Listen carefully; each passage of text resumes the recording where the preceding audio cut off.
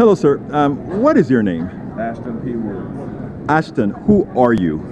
I'm an independent activist in Houston, Texas.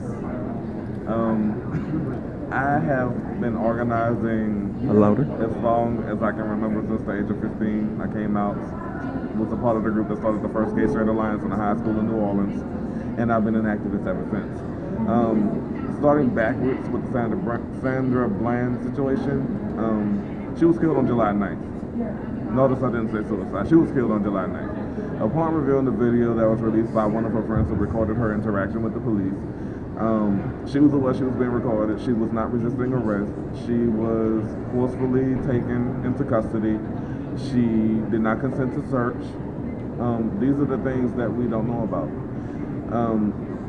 And that we have to question every time we interact with the police in all honesty, because if she just moved back from Chicago, she's a Chicago native, born and raised, went to Prairie View A&M, came back to work at Prairie View. Like many people from the Midwest in general are coming to Houston, or the Houston region, and to only come back and be headed to your first day on the job and have your life taken.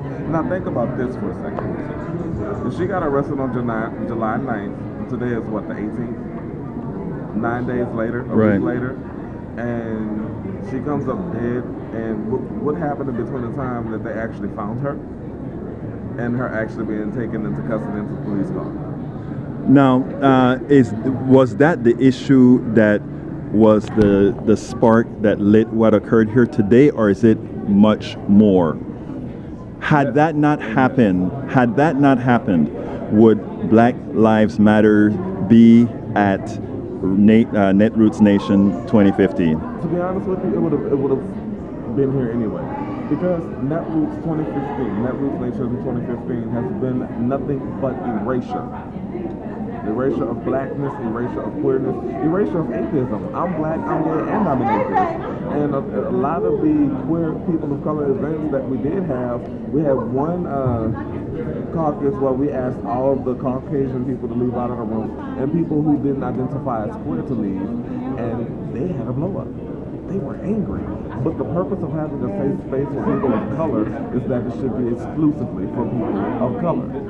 And one of the other things is that in another safe space I went to, an LGBT caucus, I started to speak. The moderator, attempted to shut me down at every turn. I checked his ass on his privilege. I checked his ass on his privilege, and I checked his ass on his privilege. And when I was done, everybody walked out with me as I was there. People were walking out as I was speaking because they were irritated with me. Because when I say check your privilege, check your male privilege, your white privilege, your cisgender privilege. And I've noticed that the whitewash way that this conference has gone is indicative of how we were treated when we demonstrated during the presidential forum. So it needed to happen. It was going to happen because people of color, and specifically black folks, and our Latinos, and even African immigrants, because that's another thing. We focus strictly on Latino issues, but there are immigrants coming from everywhere and being deported, detained, and murdered too. And Netroots needs to really recalibrate and be more inviting of people who are willing to put a face on the marginalized. If you're really progressive, put your money where your mouth is. Now, let me ask you something, Ashton. How did you get all these people together to work in one accord as they did in that room? I can't say it was all me. I spoke to one of the panelists from Ask a Sister yesterday.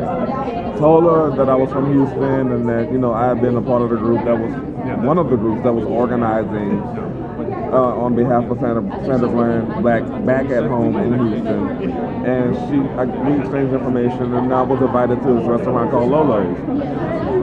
I hadn't seen that many black people until that moment.